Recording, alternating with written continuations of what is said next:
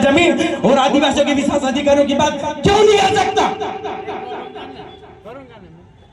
मैं हूं असली डीएनए,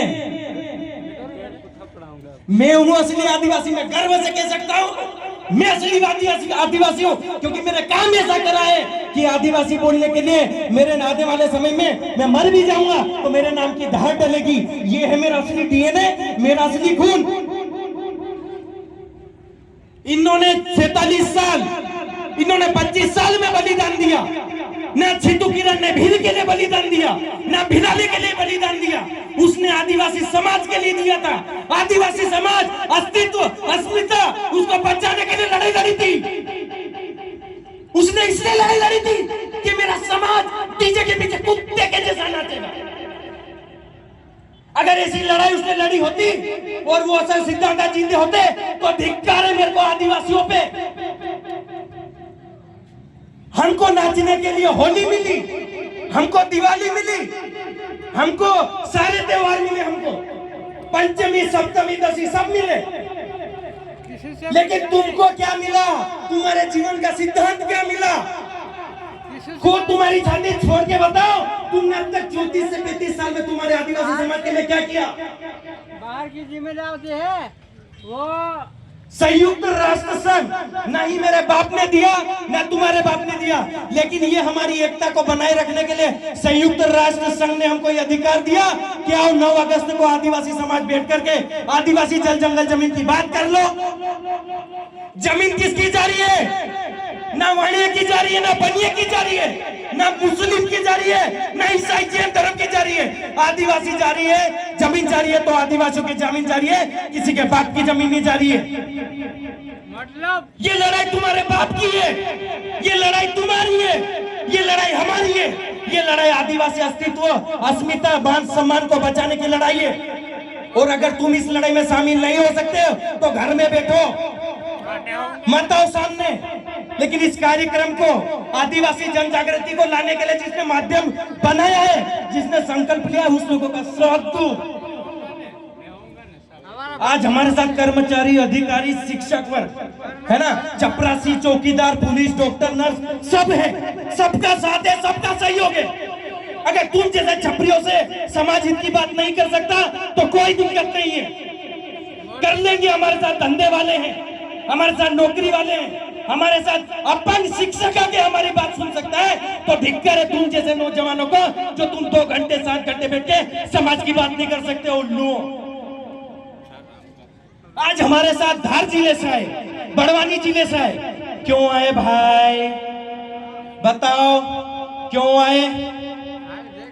हम लोगों की बात करने आए या तुम लोगों का ये मुजरा देखने के लिए आए? बताओ मेरे को अभी तुम स्पष्ट बात। अगर समाज की आती है तो आप सब लोगों को सौगंध है, तुम्हारे बाप की, तुम्हारे खानदान की। अगर आज भी एक नहीं हुए तो एक एक मारे जाओगे। वो बाहर बोल रहे होगे बटोगे तो कटोगे, मैं कहता हूँ बटोगे तो एक एक करके गोली मार के मरोगे तुम। आज समाज जागरूक हो गया है, समाज को हर कोई समझ गया कि आदिवासी की ताकत क्या है, और तुम लोग तुम्हारी ताकत को नहीं पहचान पा रहे तो कोई दिक्कत नहीं, बैठो घर पे, नाचो कूदो।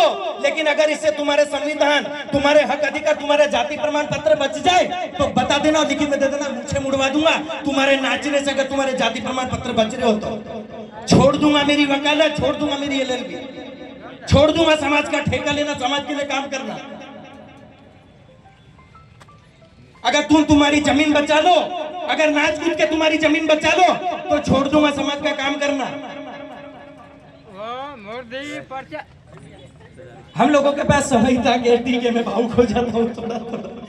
समाज की चिंता है यार, ये समाज की चिंता।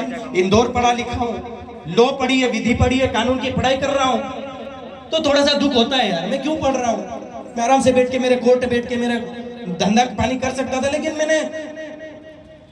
मैंने बात करी। फिर भी मैंने आदिवासी समाज प्रतिनिधि मंडल जो जिले उनसे बात करी कि दादा आओ, मेरा क्षेत्र भारत ही नहीं, मध्य प्रदेश ही नहीं, जिले नहीं, पूरे विश्व में सबसे गरीब पिछड़ा क्षेत्र है यार।